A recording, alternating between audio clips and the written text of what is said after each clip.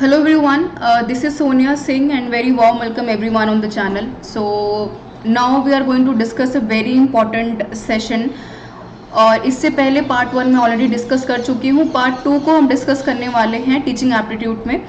I hope my voice is completely Audible everyone और सब कुछ सही दिखाई भी दे रहा होगा आपको. सो हम सेशन को स्टार्ट कर सकते हैं. बिल्कुल मैं आपको बता दूं कि जो मैंने कल सेशन डिस्कस किए थे उसमें मैंने 3 इंपॉर्टेंट फैक्टर्स के बारे में डिस्कस किया था टीचिंग एप्टीट्यूड के कैरेक्टरिस्टिक्स को, ऑब्जेक्टिव और नेचर को लेकर के. तो आज का सेशन क्यों इंपॉर्टेंट है और हम क्या क्या ऐड ऑन करने वाले हैं उसके बारे में थोड़ा सा डिटेल में जानते हैं. See I hope my screen is completely visible everyone. तो आज का जो सेशन है, अगर आपने अपने सिलेबस वाले सेक्शन को देखा होगा तो बेसिकली टीचिंग एप्टीट्यूड में 3 सेक्शंस को उन्होंने पूछा है. एक है आपका नेचर क्या है, दूसरा कैरेक्टरिस्टिक्स क्या है, तीसरा ऑब्जेक्टिव क्या है, चौथा है यहाँ पर बेसिक रिक्वायरमेंट क्या है, यानी टीचिंग की what is the basic requirement. I think अगर मैं ये सवाल आपसे भी पूछूं कि भाई टीचिंग की what is the basic requirement क्या है, तो कहीं ना कहीं आप उसका एक इम्पॉर्टेंट एक जनरल डिस्कशन के तौर पर एक सही जवाब दे पाएंगे. उसी को लेकर के हम सेशन डिस्कस करने वाले हैं. Part 1 I already discuss it. अगर आपको इसमें कोई दिक्कत है तो आप सवाल पूछ सकते हैं. फिर भी इस सेशन को मैंने इतना ही इंटरेक्टिव रखा है ताकि आपको कोई भी सवाल पूछने की जरूरत पड़े ही ना. और साथ में जो काफ़ी ज़्यादा आपके लिए इम्पोर्टेंट है वो है जानना कि why the basic of why the teaching and the basics of the teaching is required specifically अगर आप बिकम टू टीचर बनने वाले हैं. और साथ में हम कुछ सारे क्वेश्चंस को भी डिस्कस करेंगे, कुछ थ्योरी वाले सेक्शन को डिस्कस करेंगे और आखिर में वही क्वेश्चन ऑफ द डे के बारे में बात करेंगे. So you can see the first slide on the screen everyone. Basic teaching requirement क्या है. हिंदी इंग्लिश दोनों में स्लाइड्स अवेलेबल हैं, बाइलिंगुअल ही चलेंगे हर बार की तरह. बिल्कुल पीडीएफ यहाँ पर डिस्क्रिप्शन बॉक्स में लिंक है, वहाँ से आपको मिल जाएगा. और फिर भी कोई सजेशन कोई कमेंट तो आप पूछ सकते हैं. मैंने कल यहाँ पर डिस्कस किया था कि what is the need of a teaching and what is exactly the meaning of a teaching aptitude. और टीचिंग होती क्या है, जिसमें हमने जाना कि जो नॉलेज है आपका, जो स्किल है या फिर सब्जेक्ट के ऊपर कमांड है, अवेयरनेस है, आपकी कम्युनिकेशन स्किल्स है, इसके साथ साथ आपका patience, the empathy of the students, these are the basic requirements of the teaching aptitude, right. तो आज के सेशन में हम जानेंगे कि भाई हमने ये तो जाना कि बेसिक टीचिंग एप्टीट्यूड की ये सारे फैक्टर्स होते हैं. आज के सेशन में हम डिस्कस करेंगे कि टीचिंग में बेसिक रिक्वायरमेंट्स कौन कौन सी होती हैं, हमें क्यों लगता है कि भाई टीचिंग में अगर हम ये सारी रिक्वायरमेंट्स को फुलफिल करते जाएंगे तभी हमारी टीचिंग बेस्ट हो सकती है, अदरवाइज बेस्ट नहीं हो सकती. ठीक है. तो सबसे इंपॉर्टेंट अगर मैं बेसिक रिक्वायरमेंट की बात करूं जो कि एक स्कूल में आपको पढ़ाने के लिए काफी ज्यादा इंपॉर्टेंट है, वो है आपका सब्जेक्ट नॉलेज. ठीक है. मतलब having a strong understanding of the subject you want to teach is a fundamental. Fundamental का मतलब होता है कुछ बेसिक चीजें होती हैं कि कम से कम, अब ऐसा तो है नहीं कि अगर आप हिस्ट्री के टीचर हैं तो आप साइंस पढ़ाना शुरू कर देंगे, और ऐसा भी नहीं है कि अगर आप हिस्ट्री पढ़ा रहे हैं तो आपको ये भी नहीं पता है कि भी हड़प्पन सिविलाइजेशन होता क्या है, या फिर सिटाडेल का मतलब क्या होता है, फिर मॉडर्न एम्पायर का मतलब क्या होता है. यानी बेसिक रिक्वायरमेंट आपकी क्या है, जो सब्जेक्ट की कमांड है वो आपको आनी ही आनी चाहिए, राइट. जो आपकी फंडामेंटल नीड्स है, एक बेसिक चीज होती है कि अगर आप किसी भी सब्जेक्ट में मास्टरी कर रहे हैं तो उसके ऊपर आपकी कमांड इंपॉर्टेंट है. नेक्स्ट अगर मैं बात करूं, your expertise and knowledge will inspire confidence in your students and enable you to answer their questions effectively. Again मैंने फिर से कहा कि this line is very important. Effectively का मतलब बिल्कुल यहाँ पर कितना ज्यादा, कितने अच्छे से प्रभावशाली तरीके से चीजों को बेहतर बना सकते हैं. इफेक्टिवनेस की हम बात करते हैं, कॉन्फिडेंस कितना अच्छा है आपका. ऐसा तो नहीं कि क्लास में बच्चों को काफी डिमोरलाइज कर रहे हैं, राइट. इफेक्टिवनेस से हमारा बिल्कुल मतलब है कि हमेशा जो चीज आपको ध्यान में रखनी है कि जब भी क्लासरूम टीचिंग चल रही है उसमें आपका लर्नर का और टीचर का दोनों का सीखना काफी ज्यादा इंपॉर्टेंट है. तो इफेक्टिवनेस कैसे आ सकता है, जबकि आपकी लर्निंग बहुत ज्यादा एम्पावर्ड हो, इफेक्टिव हो, जिसमें आप अलग अलग तरीके के चार्ट्स का यूज कर सकते हैं, स्लैश कार्ड्स हो सकते हैं. इसके साथ अगर मैं बात करूं तो ऑडियो वीडियो एड्स आपके हो सकते हैं जो आपकी टीचिंग को बहुत इंप्रूव्ड करती हैं. इफेक्टिवनेस बिल्कुल यहाँ पर आकर के खत्म होता है जब आपकी टीचिंग लर्नर सेंटर्ड बन जाती है, जहां पर लर्नर्स के ऊपर कमांड और उनके सब्जेक्ट के ऊपर कमांड को एस्टेब्लिश करना हमारे लिए काफी ज्यादा इंपॉर्टेंट बन जाता है. और अगर सीधी सी बात है कि अगर आपकी क्लास में 30 बच्चे हैं और 30 में से अगर 20 के ऊपर भी अगर आप इफेक्टिव तरीके से काम नहीं कर रहे हैं, आपने टेस्ट या रिजल्ट आया और 30 में से 25 बच्चे यहाँ पर अगर फेल हो जाते हैं तो आप ये बिल्कुल तय कर सकते हैं कि उसमें सबसे बड़ा जो फेलियर और इफेक्टिव टीचिंग होने का ना रीजन है उसमें टीचर ही है, क्योंकि कहीं ना कहीं इफेक्टिव तरीके से यहाँ पर क्लासरूम टीचिंग नहीं करवाई गई है, क्वेश्चनिंग नहीं की गई है, ऑडियो वीडियो एड्स का यूज यहाँ पर नहीं किया गया। तो ये सारे फैक्टर्स यहाँ पर इंपॉर्टेंट हैं, क्योंकि अल्टीमेटली जब तक टीचर को सब्जेक्ट के ऊपर कमांड नहीं होगी वो यहाँ पर लर्नर्स को बहुत अच्छे से सब्जेक्ट नॉलेज या फिर इफेक्टिव तरीके से उसको नहीं समझा सकता। Right, now let's move head on the second point, communication skills के बारे में बात करते हैं। कल भी मैंने ये पॉइंट आपसे डिस्कस किया था।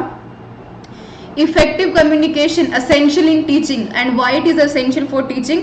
कम्युनिकेशन स्किल का मतलब सीधा सीधा होता है कि भाई मैं आपको जो बता रही हूँ वो कितना आप अच्छे से समझ पा रहे हैं, और आप जो मुझे समझाने की कोशिश कर रहे हैं मुझे कितना अच्छे से समझ में आ रहा है। उसके अलावा अगर मैं क्वेश्चनिंग की बात करूँ, डाउट सेशंस की बात करूँ, तो ये बहुत इंपॉर्टेंट है कि जितने भी डाउट सेशंस लिए जा रहे हैं या क्वेश्चनिंग आपसे की जा रही है उसमें कितनी अच्छे तरीके से आप स्टूडेंट्स के डाउट्स को सॉल्व कर सकते हैं। कम्युनिकेशन स्किल जो संचार का एक बहुत ही बेसिक यहाँ पर नियम है कि आपको ये पता होना चाहिए कि सामने वाले को जिस भी भाषा में, जिस भी लैंग्वेज में, जिस भी सब्जेक्ट में आप समझाने की कोशिश कर रहे हैं उसको समझ में आ रही है। और वाइस वर्सा कम्युनिकेशन यानी कि टू वे में कम्युनिकेशन का होना इंपॉर्टेंट है कि अगर मैं कोई क्वेश्चनिंग कर रही हूँ तो वहां से जवाब का भी आना जरूरी है। ये नहीं होता है कि आप क्लास में अकेले अकेले सवाल पूछ करके चले जाएं और बच्चों को उससे कुछ लेना देना नहीं है। राइट, दूसरा सबसे इंपॉर्टेंट फैक्टर होता है आपका लैंग्वेज, कितना अच्छा कमांड है आपको अपने भाषा के ऊपर, लैंग्वेज के ऊपर। ऐसा तो नहीं है कि आप पूरा का पूरा लेक्चर यहाँ पर इंग्लिश में दे रहे हैं और आपकी क्लास में मोर ओवर 90% ऐसे बच्चे हैं जिनको कि इंग्लिश के ऊपर बिल्कुल कमांड नहीं है, तो वहां पर आपका कम्युनिकेशन इफेक्टिव नहीं हो सकता।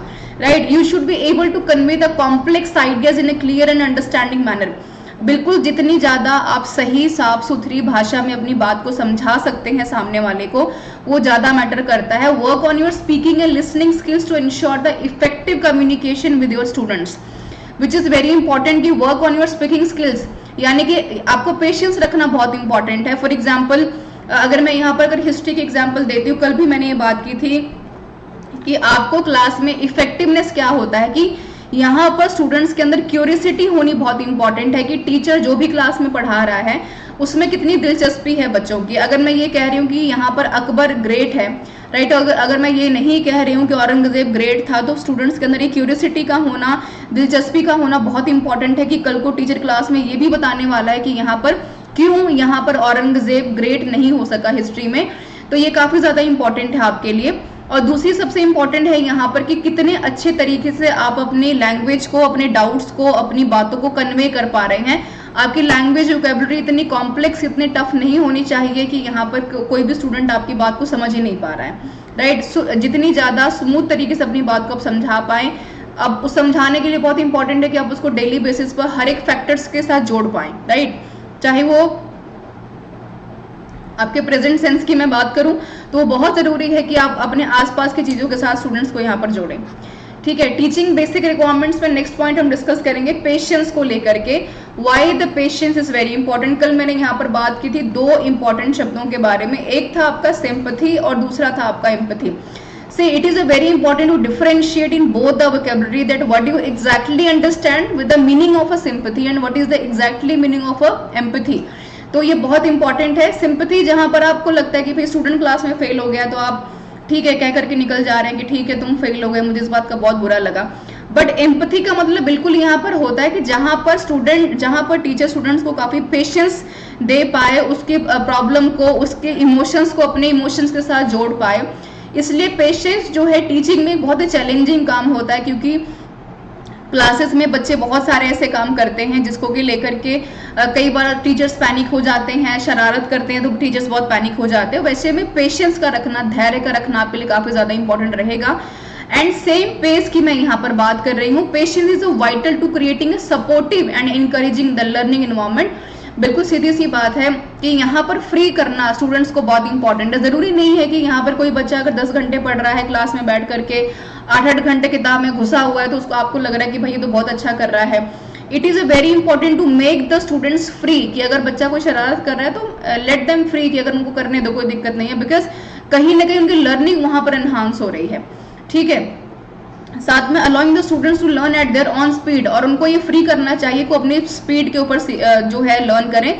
सीधी सी बात है कि जो कल भी मैंने यहाँ पर डिस्कस किया था कि भाई कोई यहाँ पर स्टूडेंट है जिसको 2+2 का 4 तो पता है, पर उसको 4 × 4 = 60 नहीं पता है। तो आपको पूरे साल में यहाँ पर पेशेंस रखना है, आपको टेस्ट लेने हैं, यहाँ पर एग्जाम्स लेने हैं, बच्चों के चेक करना है कि क्या जो मैं पढ़ा रही हूँ या पढ़ा रहा हूँ कितना ज़्यादा सेल्फ इम्प्रूवमेंट या पेशेंस यहाँ पर मैं कर पा रही हूँ कि बच्चा यहाँ पर अच्छे से सीख पा रहा है। अगर आप पैनिक करेंगे कि तुमने आज टेस्ट में तुम्हारे फिर से मार्क्स आए, तुमने फिर से परफॉर्म ठीक से नहीं किया, तो काफ़ी सारे फैक्टर्स यहाँ पर मैटर करते हैं कि उसकी परफॉर्मेंस न सिर्फ 0 होगी बल्कि इंप्रूवमेंट की भी गुंजाइश काफ़ी ज़्यादा कम होती है यहाँ पर दिखेगी आपको। ठीक है, नेक्स्ट बात करेंगे अडेप्टेबिलिटी के बारे में। Point number 6 again very important. Adaptability के बारे में कल मैंने आपसे भी दोबारा बात की थी। अडेप्टेबिलिटी जिसे हम हिंदी में कहते हैं अनुकूलनशीलता, राइट। अडेप्टेबिलिटी करना, किसी चीज को अगर मैं इस शब्द को जोड़ दूं तो ये 2 शब्दों से बना है। एक होता है अडेप्ट करना, दूसरा होता है एबिलिटी, यानी आपके अंदर कितनी इस चीज की अडेप्टेबिलिटी है कि कितनी जल्दी आप किसी चीज को एक्सेप्ट कर सकते हैं। Like each students learns differently. हमें पता है कि भाई हर एक जो बच्चा है इंडिविजुअल तरीके से सीखता है। अगर आपकी क्लास में 30 बच्चे हैं तो 20 बच्चे ऐसे भी होंगे जो कि काफी एवरेज होंगे, कुछ 10 बच्चे बिलो एवरेज होंगे, कुछ 5 बच्चे एक्सेलेंट होंगे। तो यहाँ पर अडेप्टेबिलिटी क्या है, आपको ये चेक करना है कि 30 के 30 बच्चों का यहाँ पर परफॉर्मेंस कैसा है, right. So being adaptable is crucial. ये काफी इंपॉर्टेंट है कि किसी बच्चे को किसी चीज के प्रति उसको उस रास्ते पर लेकर के जाना जिसको कि वो पसंद नहीं करता, वो काफी मुश्किल काम है, राइट। फिर टीचिंग मेथड्स एंड स्ट्रैटेजीज को इंप्रूव करना बहुत इंपॉर्टेंट है। अगर हमें ये लग रहा है, फिर से मैं वही एग्जांपल दूंगी कि भाई अगर यहाँ पर बच्चा 4+4 = 8 सीख पा रहा है, 8 मल्टीप्लाई अगर 8 नहीं सीख पा रहे तो जाहिर सी बात है कि यहाँ पर टीचर को यहाँ पर काम करने की ज्यादा इंपॉर्टेंट है। उसको अपनी रणनीतियों को, स्ट्रैटेजीज को चेंज करना पड़ेगा, अपनी लर्निंग स्टाइल को चेंज करना पड़ेगा। हो सकता है कि उसको लेक्चर मेथड से निकल करके demonstration, project methods, learning by doing, ये जो मैंने अभी भी भारी वर्ग में शब्द आपको गिनवाए हैं, ये काफी इंपॉर्टेंट है और आपके एग्जाम्स में डायरेक्टली ऐसे वर्ड्स आपको देखने को मिलेंगे जो कि काफी पॉजिटिव वर्ड्स आपको यहाँ पर बिल्कुल लगेंगे। तो एबिलिटी बहुत इंपॉर्टेंट है कि टीचर के अंदर इतनी एबिलिटी हो कि वो सामने वाले को अच्छे से सिखा सकता है। ठीक है, हिंदी में भी आप यहाँ पर पढ़ सकते हैं। नेक्स्ट देखेंगे पॉइंट नंबर 7 को, एम्पैथी। अगेन मैं इसके बारे में बता चुकी हूँ, एंड क्लासरूम मैनेजमेंट, दोनों ही बहुत ज्यादा इंपॉर्टेंट है। Empathy again understanding your students needs and emotions. कल हमने यहाँ पर 3-4 फैक्टर्स के बारे में बात की थी कि यहाँ पर स्टूडेंट्स की जो लर्निंग पावर है उसको आप किस तरीके से एनहांस कर सकते हैं, बेहतर बना सकते हैं, कौन कौन से फैक्टर्स यहाँ पर काम कर सकते हैं। फॉर एग्जाम्पल, एक स्टूडेंट्स की ग्रोथ किसके ऊपर डिपेंड करती है?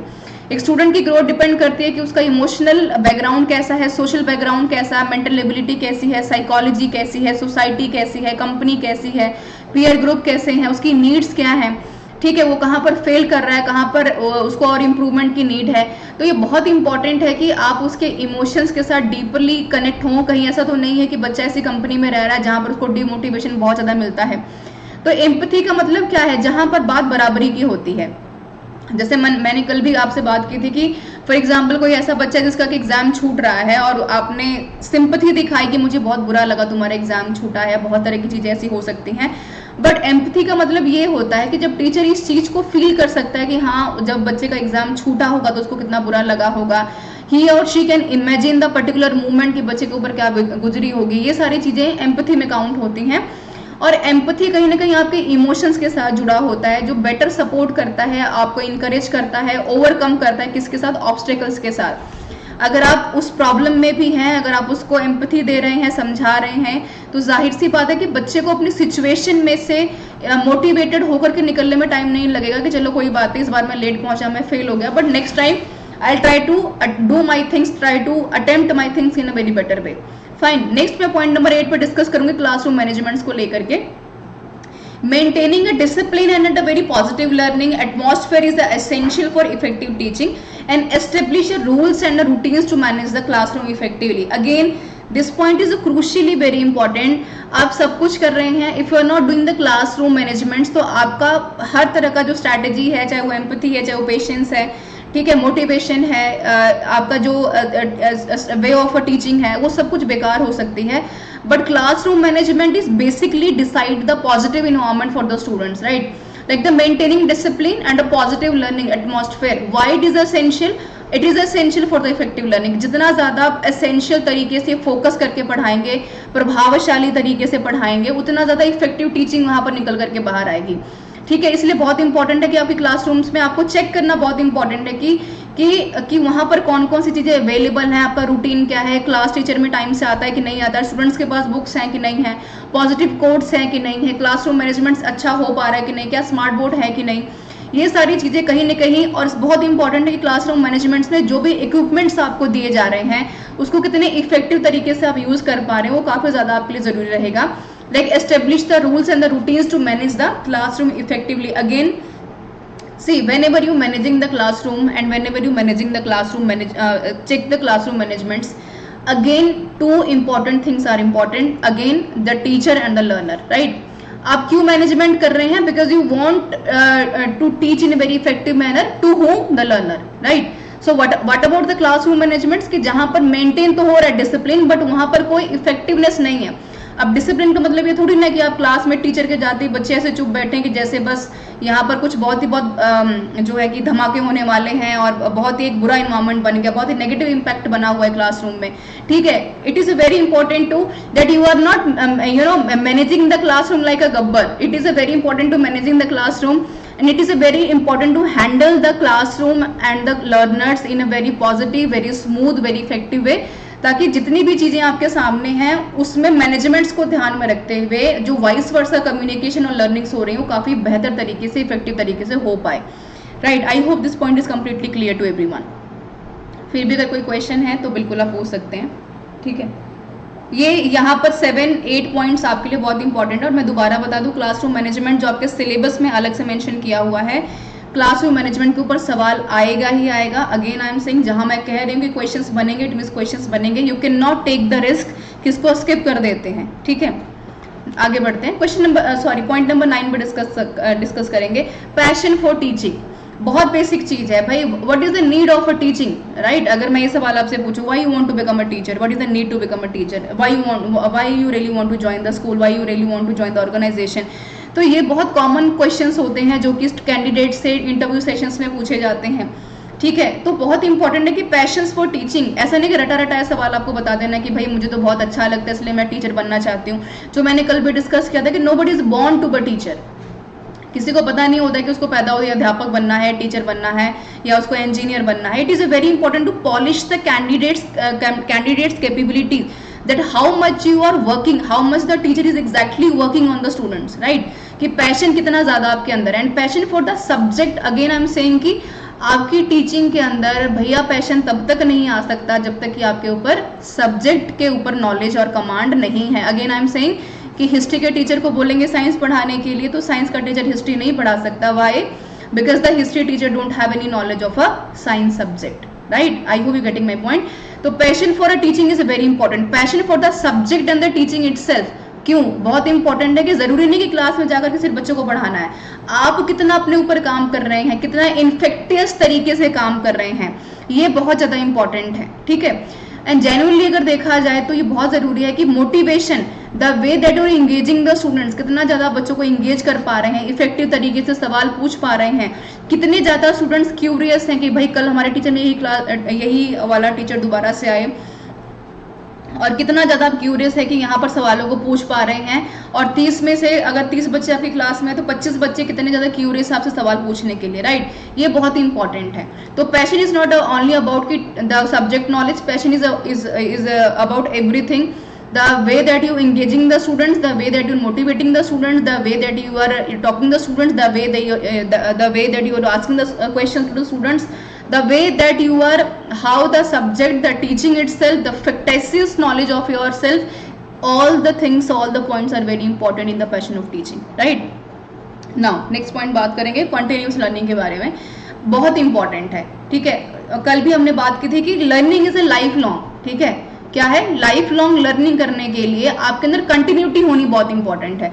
ये नहीं होना चाहिए कि 12th क्लास के बाद बच्चों ने पढ़ाई लिखाई छोड़ दिया, उसको मन ही नहीं करता पढ़ने का, किताब उठाने का। So it is a very important to know कि कारण क्या है, रीजन क्या है। लाइफ लॉन्ग लर्निंग जर्नी का मतलब ये नहीं होता है, जो मैंने यहाँ पर कल बस और कंडक्टर के बारे में आपको बताया था कि लर्निंग का मतलब ये नहीं है कि आप हमेशा किताब खोल करके लर्निंग करते हैं, राइट?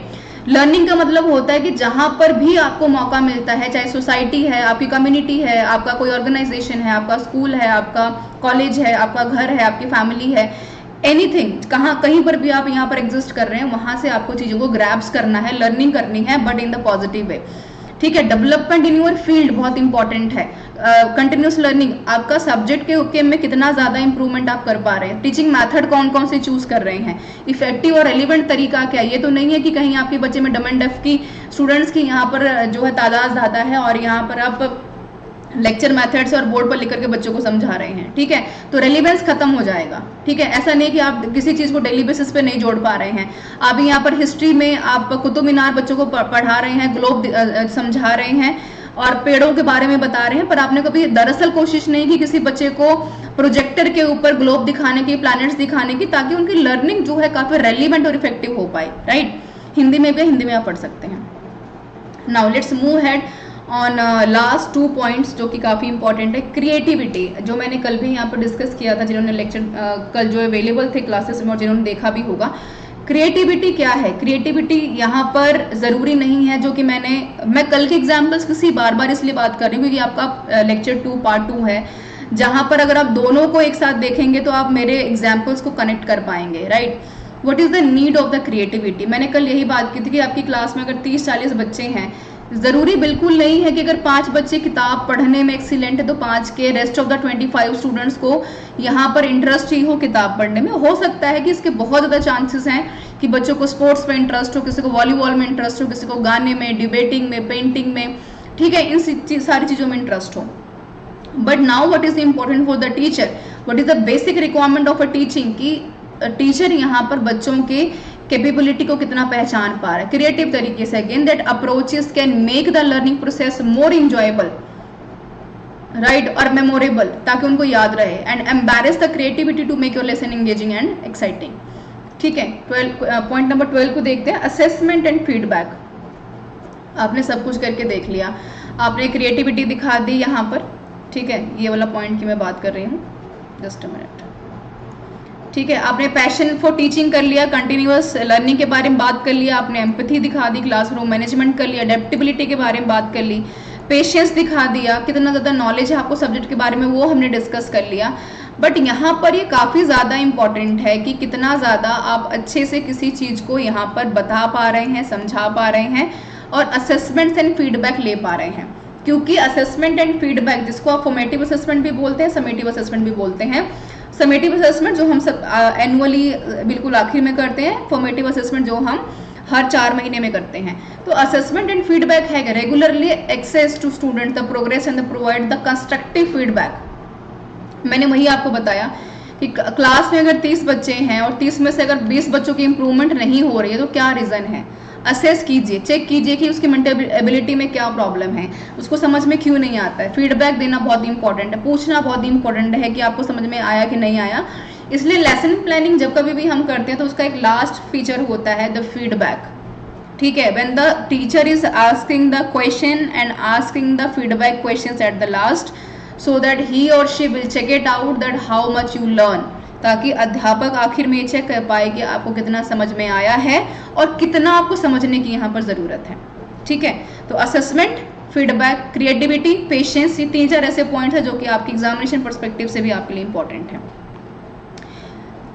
सॉरी, नेक्स्ट हम बात करेंगे professionalism and the time management के बारे में।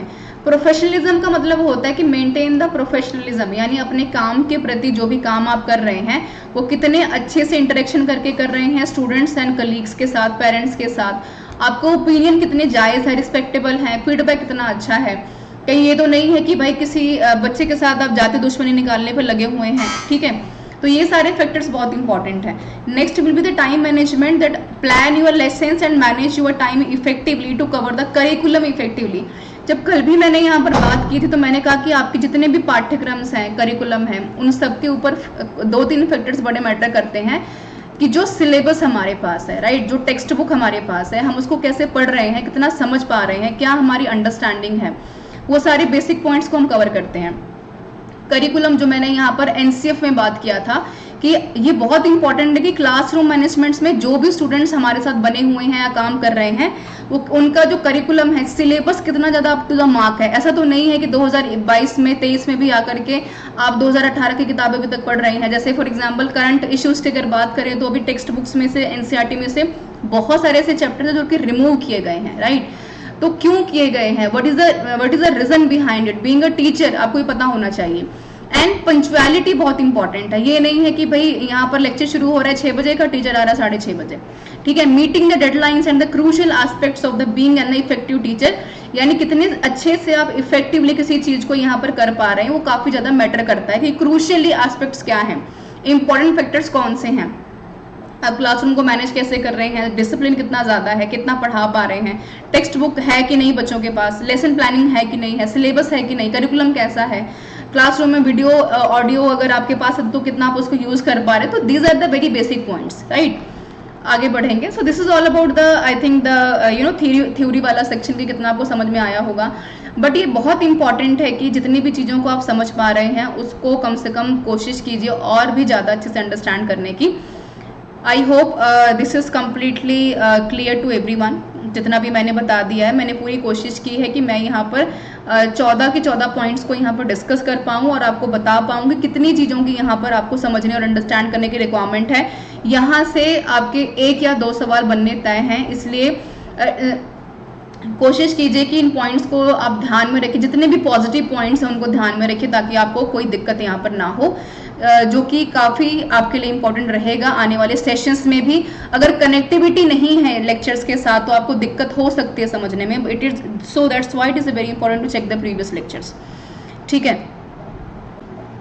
ओके, तो ये कुल मिलाकर के 14 पॉइंट्स मैंने डिस्कस किए, जो कि आपके लिए काफ़ी ज़्यादा ज़रूरी रहेंगे समझना भी और पढ़ना भी। आगे कुछ यहाँ पर प्रैक्टिस सेशंस को देख लेते हैं हर बार की तरह, क्योंकि ज़रूरी है कि आपने कितना पढ़ा है। जो मैंने हमेशा बोला कि 60-40 का रेशियो बड़ा ज़रूरी रहता है कि 60% अगर आप पढ़ रहे हैं, सॉरी 40% अगर आप पढ़ रहे हैं तो 60% आपकी प्रैक्टिस होना बहुत इंपॉर्टेंट है। फर्स्ट क्वेश्चन जो मैंने कल डिस्कस किया था, इसका काफ़ी सारे बच्चों ने बहुत ही अप्रिशिएशन के लायक हैं भाई कि उन्होंने जवाब दिया। तो ऑप्शन नंबर 20 का सही था। मैं इसके बारे में बात कर चुकी, इसलिए मैं टाइम नहीं आपके साथ वेस्ट करूंगी। Next, objectives of teaching, examination perspective से ये लाइन आपके लिए बहुत ज़्यादा ज़रूरी है, सवाल यहाँ से बनेगा। नेक्स्ट मैं बात करूंगी क्वेश्चन नंबर 2 को लेकर के। कह रहे हैं कि following is a good method of a teaching, पढ़ाने का सही तरीका क्या है। The lecture, seminar and dictation and assignment. Dictation बहुत ही यहाँ पर नेगेटिव शब्द है कि मैंने आपको बोला कि आप लिखना शुरू कीजिए, आप मैं जो बोल रही हूँ आप लिखते चले जा रहे हैं, उसमें आपकी कौन सी मेंटल एबिलिटी का यूज़ हो रहा है, कौन सा मॉरल डेवलपमेंट वहाँ पर कर रहे हैं, कुछ भी नहीं कर रहे हैं। तो dictation gets a negative work. तो डिक्टेशन जहाँ जाओ पर उसको हटा देते, डिक्टेशन यहाँ पर भी है, यहाँ पे भी है और यहाँ पे भी, बचता है एक ही सेमिनार एंड प्रोजेक्ट। सेमिनार क्या है यहाँ पर, सो ऑप्शन नंबर बी यहाँ पर सही हो जाएगा।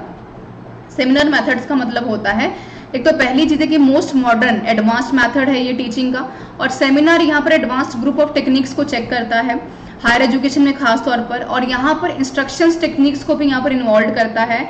और यहाँ पर अगर मैं प्रोजेक्ट्स की बात करूँ तो कहीं ना कहीं यहाँ पर ये स्टूडेंट्स को बताता है कि कितना ज़्यादा लर्निंग बाय डूइंग, किसी काम को कर करके आप बेहतर तरीके से सीख पाते हैं। सेमिनार्स में जहाँ पर वाइस वर्सा कम्युनिकेशन हो रहा है, यहाँ पर सवाल दिखाए जा रहे हैं, यहाँ पर सवाल पूछे जा रहे हैं, आपसे सजेशन भी लिए जाएंगे।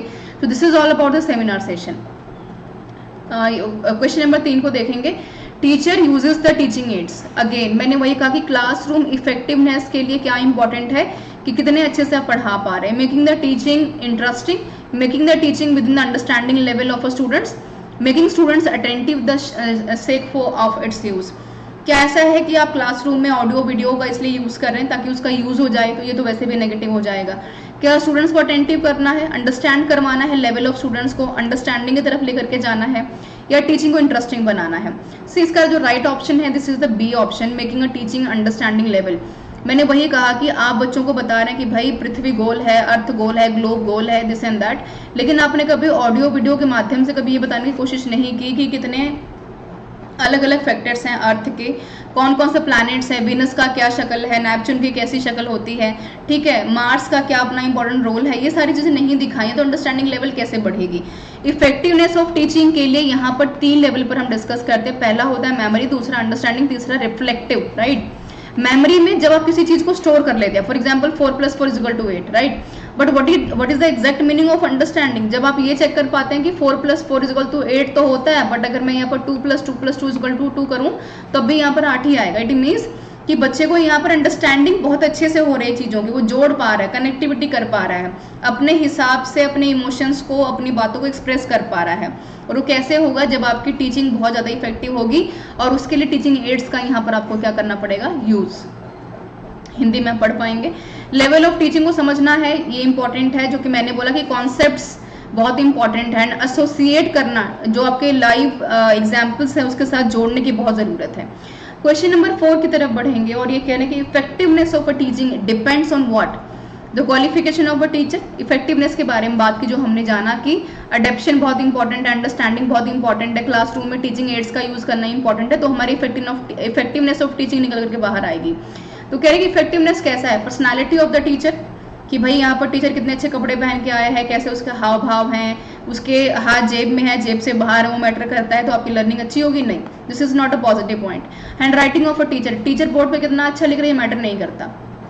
Subject understanding of a teacher, right, तो बिल्कुल सीधी सी बात है कि यहाँ पर जो हम देखेंगे the option number D, the subject understanding of the teacher, जो हमने कल भी बात की थी शुरू में कि बहुत इंपॉर्टेंट है कि सब्जेक्ट की अंडरस्टैंडिंग कितनी अच्छी, कितना इफेक्टिव है, कितना बेहतर है, कितना आपको समझ में आ रहा है। This is all about the subject understanding of a teacher. आपके स्किल्स क्या है, इंगेजमेंट कितना है, कितने अच्छे से आप पढ़ा पा रहे हैं, राइट।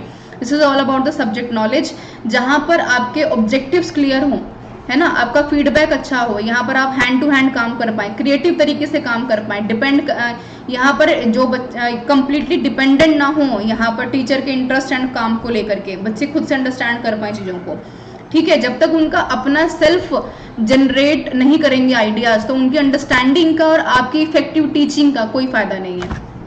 नेक्स्ट देखेंगे पॉइंट क्वेश्चन नंबर 5 को, which of the following is not characteristic to good question paper, यहाँ पर डी है, सही कर लीजिएगा इसको। Objectivity, subjectivity, no use of vague words and reliable. C objectivity क्या है, जहां पर आप 4 ऑप्शन है, एक को सही करना है। फॉर एग्जांपल जैसे आप एग्जाम में बैठेंगे, subjectivity is what, whenever you start to writing the essays, whenever you try to express your ideas. And what about the vague of the words, जहां पर स्पष्टता का प्रयोग ही नहीं है, मतलब कि शब्द गलत दिए हुए हैं, ठीक है, अर्थ का अनर्थ कहते हैं ना, जैसे वो वाली बात है। And what is the reliability, यहाँ का मतलब होता है कि जिस भी क्वेश्चन पेपर को बनाया गया है वहाँ पर कितनी रिलायबिलिटी है आपकी, कितने अच्छे से आप काम कर पा रहे हैं, वो सारी चीज़ें हैं। ऐसा नहीं है कि हिस्ट्री के क्वेश्चन पेपर में साइंस के क्वेश्चन लिख दिए हैं, राइट। तो यहाँ पर राइट ऑप्शन है आपका कि शब्दों में स्पष्टता बहुत इंपॉर्टेंट है, ताकि हर दर्जे का बच्चा, चाहे वो एक्सीलेंट है, एवरेज है, उसको समझ पाए। सोल्यूशन ये आप देख भी पा रहे होंगे। तो क्वेश्चन पेपर में क्लैरिटी, सिंप्लिसिटी, कंसाइसनेस, स्पष्टता, ओपन एंडेड नेचर, यानी कि बच्चे अपने विचारों को खुद से लिख पाए, relevance and the good timing, neutrality and insight and engagement, ये काफी ज्यादा जरूरी है, ठीक है। पॉइंट्स क्लियर होंगे। क्वेश्चन नंबर 6 को देखेंगे, which of the following are the basic paradigm in the classroom teaching, कह रहे हैं कि बुनियादी प्रतिमान क्या है क्लासरूम टीचिंग में। एक टीचर है, एक लर्नर है। अब आपको बताना है कि भाई लर्नर्स को अगर समझाना है तो बुनियादी चीजें क्या है। लर्निंग पैराडाइम कि सीखने का प्रतिमान, कि जाओ जबरदस्ती सिखाना शुरू कर दो। इंस्ट्रक्शनल कि टीचर जो बता रहा है उसके ऊपर उसकी कमांड हो, कि उसने हिस्ट्री पढ़ाई तो जोड़ पाया चीज़ों के साथ, साइंस पढ़ा तो प्लैनेट्स दिखा पाया, बच्चों को डिसिप्लिन बता रहे तो बच्चे ग्रैप्स कर पाए, in end of the above. तो ऑप्शन बी सॉरी सी सही है, जहां पर ए और डी बी दोनों ही यहाँ पर सही है, कि आपका काम लर्निंग के साथ साथ बहुत इंपॉर्टेंट है कि इंस्ट्रक्शंस दे पाएं, आप बच्चों को जोड़ पाएं। अगर आप यहाँ पर एथिक्स का सब्जेक्ट पढ़ा रहे हैं, अगर आप फिलॉसफी पढ़ा रहे हैं, अगर आप हिस्ट्री पढ़ा रहे हैं, तो आप बता पाएं कि झूठ बोलना गलत क्यों है। फिलॉसफी में what is the existence of a God, आप बता पाएं इंस्ट्रक्शंस के तौर पर कि भाई हिस्ट्री में what is the relevance of Ashoka, what is the relevance of Gandhi ji, ये सारी चीजों के ऊपर बात कर पाएं, ठीक है। तो क्लासरूम टीचिंग में कैसे इंपॉर्टेंट है, जब इफेक्टिव तरीके से पढ़ाएं, और वो कैसे आएगा, when you focusing on the instructions and the learning both the points. Now, question number 7 is asking about the prime requirement to become a good teacher is to be have what? The genuine interest in the teaching, the knowledge about the controlling the students, subject knowledge and the good expression. क्या है, मैंने शुरू में भी बात की, prime requirement की बात करूं, चाहे मैं यहाँ पर बात करूं बेसिक रिक्वायरमेंट की, एक बात एक ही है यहाँ पर। तो आपको बताना है कि what do you think about the prime requirement क्या है यहाँ पर। तो जेन्युइन इंटरेस्ट है टीचिंग में, इसलिए आप यहाँ पर टीचर बनना चाहते हैं। नॉलेज है कंट्रोल करने का बच्चों को, वैसे भी नेगेटिव है, आप लायबल नहीं है कंट्रोल करने के लिए बच्चों को। सब्जेक्ट नॉलेज जरूरी है यहाँ पर। अच्छा, गुड एक्सप्रेशन, कितने अच्छे हाव भाव हैं आपके, तो क्या मेरे हाव भाव अच्छे तो इसलिए पढ़ रहे हैं, नहीं, तो डी हट जाएगा यहाँ से, ठीक है। जेन्युइन इंटरेस्ट है तभी तो टीचर बनना चाहते, तो कोई पॉइंट हुआ ही नहीं, ये वैसे हट गया। कंट्रोलिंग द स्टूडेंट्स वैसे भी हट गया। Again subject knowledge is a very important word, the C option is the correct one. ये देखिए, सब्जेक्ट नॉलेज, नॉलेज आपका स्किल, ठीक है, आपकी कमांड सब्जेक्ट के ऊपर, ठीक है, कितना अच्छा आप जो चीज़ों को कनेक्ट कर पाते हैं, आपका इम्प्रूविंग सब्जेक्ट मैटर कितना अच्छा है, बिहेवियर कैसा है, सब्जेक्ट नॉलेज कैसा है, बिलीफ कैसा है, ये सारी चीज़ें क्या है सब्जेक्ट नॉलेज के साथ जुड़ी हुई। नेक्स्ट क्वेश्चन नंबर 8 है, विच of the following statement is not true? Not true. Teaching is just an art? नहीं, आर्ट नहीं है, टीचिंग बहुत कुछ है, ठीक है, टीचिंग साइंस है, टीचिंग फिलोसफी है, टीचिंग हिस्ट्री है, टीचिंग एथिक्स है, टीचिंग इज एवरीथिंग। टीचिंग कहीं भी हो सकती है, तो आर्ट नहीं है, ठीक है। And can be trend only? नहीं। वैसे एनसीटी हमने बनाई है, जो मैंने निष्ठा के बारे में भी उस दिन बात की थी आपसे, जो कि पूरी दुनिया की सबसे बड़ी ट्रेनिंग टीचिंग ऑर्गेनाइजेशन है इंडियन गवर्नमेंट की, लेकिन यहाँ पर बिल्कुल ज़रूरत नहीं है कि कोई टीचर ट्रेंड ही यहाँ पर टीचर बन सकता है। फॉर एग्जाम्पल अगर घरों की बात की जाए, आपके पेरेंट्स, आपके आसपास के लोग, सोसाइटी के लोग, आपके दादा दादी, कोई भी है वो टीचर यहाँ पर बन सकता है, आपको कुछ भी सिखा सकता है, बिकॉज टीचर किससे जुड़ा है? लर्निंग के साथ जुड़ा है। तो ट्रेनिंग की ज़रूरत नहीं है हमेशा। क्या टीचर पैदा होता है? नहीं। All of the above? Yes. So D will be the right option. कोई भी सही नहीं है, so D will be the right option. यहाँ पर एक्सप्लेनेशन की नीड नहीं थी, इसलिए मैंने हटा दिया है। नेक्स्ट देखेंगे क्वेश्चन नंबर 9 को, most desirable skill of a teacher is what? आपको क्या लगता है कि सबसे ज़्यादा जो ज़रूरी चीज़ है टीचर के अंदर क्या होनी चाहिए? क्या यहाँ पर हायर अथॉरिटीज को इन्फॉर्मेशन होनी चाहिए क्लास एक्टिविटीज़ के बारे में? नहीं। प्रिंसिपल को पता है क्लास में क्या चल रहा है, तो उससे क्या फ़र्क पड़ता है? अगर कोई बच्चा फेल होता है तो प्रिंसिपल यहाँ पर रिस्पॉन्सिबल नहीं है। Who will be the responsible person? The teacher. Now the keep students relaxed while teaching. बच्चों को क्या बताना? परेशान मत हो, मैं पढ़ा दूंगा, कल पढ़ा दूंगा, परसों पढ़ा दूंगा। नहीं, this is not about relaxation. Curiosity, creativity, adaptability, acceptance, ठीक है, curiosity to know something extra, ठीक है, ये सारी चीज़ें हैं, ना कि रिलैक्स करना। Cover the prescribed course, again a very negative word. Course को, टेक्स्ट बुक को कवर करना नहीं है, है ना। क्या कवर करना है? अंडरस्टैंड करना है, अगेन समझाना है, ताकि बच्चे जान पाए कि अंडरस्टैंडिंग में कितनी ज़्यादा चीज़ों को वो समझ पा रहे हैं। उसको 4+4 समझ में आया, 8 है, तो वो समझ पाएगी 8 × 8 भी हो सकता है, 8 × 8 भी हो सकता है। So there is a differentiation to in the different things, understanding से आएगा। अगर आप यहाँ पर सिर्फ पेड़ की तस्वीर दिखा रहे हैं तो आपको बच्चा बता पाए कि पीपल का पेड़ है या आम का पेड़। पीपल के पेड़ पे जो है फ्रूट्स नहीं लगते। So there is a differentiation, ठीक है, जब वो डिस्टिंग्विश कर पाए, अलग कर पाए चीज़ों को, ठीक है। Solution you can check it out. The communication skills is very important. संचार बहुत ज़रूरी है, किसके लिए? ताकि आप जो कह रहे हैं वो बच्चा समझ पाए। ऐसा तो नहीं है कि हिंदी के बच्चे यहाँ पढ़ा उर्दू में रहे हैं, ठीक है, ये नहीं होना चाहिए। और कम्युनिकेशन कैसे होना चाहिए? दोनों तरफे की तरफ। टीचर पढ़ा रहा है तो बच्चे पढ़ रहे हैं, बच्चे सवाल पूछ रहे तो टीचर यहाँ पर जवाब दे रहा है। So there is a important element for a communication skills, right. Now question of the day के बारे में बात करेंगे, देखते हैं। क्वेश्चन नंबर 10, आपसे सवाल पूछा गया है, मैंने बार बार आपसे बात की थी मेमोरी, अंडरस्टैंडिंग, रिफ्लेक्टिव लेवल के बारे में। देखिए, अगर टीचिंग को इफेक्टिव बनाना है तो ये 3 तरीके आपके पास होते हैं, एक मेमोरी, एक अंडरस्टैंडिंग, एक रिफ्लेक्टिव, ठीक है। मेमोरी का मतलब होता है जब आप किसी चीज़ को स्टोर करते हैं, मैं यहाँ लिख देती हूँ। अंडरस्टैंडिंग क्या है? जब आप किसी स्टोर की हुई चीज़ को उसको इम्प्लीमेंट करते हैं, है ना। मैंने आपको बोला कि 4 + 4 क्या होता है? 8 होता है ना। अब यहाँ पर कोई 3 साल, कोई क्लास 3rd का बच्चा है, मैंने क्लास में बताया कि यहाँ पर 4 + 4 8 होता है, और बच्चा कहीं गया घूमने फिरने और उसने पेड़ों को गिनना शुरू किया और उसने काउंटिंग सही कर ली, तो मतलब अंडरस्टैंड कर लिया। क्यों? क्योंकि अब उसने इम्प्लीमेंट कर लिया किसी चीज़ को, है ना। जब किसी टीचर ने यहाँ पे ट्रीज के, पेड़ों के जो है तस्वीरें दिखाई, तो बच्चा समझ पाया, बाहर जाकर के अंडरस्टैंड कर पाया कि ये तो वही वाली इमेज है। मेरी ड्राइंग में भी यहाँ पर ब्रांचेस ब्राउन थे और लीव्स ग्रीन थे, और इसमें भी ग्रीन लीव्स हैं मेरे और ब्रांचेस के हैं ब्राउन है। रिफ्लेक्शन का मतलब जो कि हायर क्लासेस में बच्चे करते हैं, जब आपके दिमाग में कोई चीज़ ऑलरेडी स्टोर हो, जैसे मैंने कहा कि हिंदुस्तान 1947 में आज़ाद हुआ, ठीक है, आपने स्टोर कर लिया। अंडरस्टैंडिंग क्या है कि अच्छा, हमने, गांधी जी ने फाइट की, भगत सिंह ने फाइट की, बहुत सारे लोगों ने अपनी जान दी, क्या क्या कारण रहे, चोरी चोरा हुआ, ठीक है, खिलाफत मूवमेंट हुआ, उसके बाद नॉन कॉपरेशन मूवमेंट हुआ, देन यहाँ पर सिविल डिसोबीडियंस मूवमेंट हुआ, फिर डू एंड डाई का सिचुएशन भी यहाँ पर हुआ, क्विट इंडिया मूवमेंट 1942 में। तो आपने अंडरस्टैंड किया, बट रिफ्लेक्शन क्या है? What is a reflection? What you mean, what you understand by the meaning of reflect? जब आप किसी चीज़ को रिफ्लेक्ट करते हैं, जैसे होता है ना, शीशा आपके सामने होता है ना, आप जब अपने चेहरे को देखते हैं तो आप एक तरफ किसी चीज़ को देखते हैं और आपके पास जो अपनी चीज़ होती है, यानी कि आप ये समझ पाते हैं कि मैं कैसा हूँ। तो what is the meaning of a reflection? जब आप अपनी स्टोर की हुई चीज़ को अंडरस्टैंड करते हैं और उसको और भी ज़्यादा एनहांस करते हैं। रिफ्लेक्शन का मतलब होता है कि जब आप ये जान पाएँ कि इंडिया 1947 में फ्री हुआ, अंडरस्टैंडिंग क्या है कि बहुत सारे रीजंस रहे फ्री होने के और लेट से आज़ाद होने के, रिफ्लेक्शन क्या है, when you particularly understand the role of a people, कि भाई यहाँ पर इनका क्या रोल था, क्या कारण रहा, जिन्ना ने क्यों नहीं हिंदुस्तान को सपोर्ट किया, जो है पाकिस्तान का डिवाइडेशन क्यों किया गया, अच्छा ये रीज़न भी हो सकता है, गांधी जी को कितना पॉजिटिवली आप यहाँ पर एक्सेप्ट करते हैं। This is all about the reflection.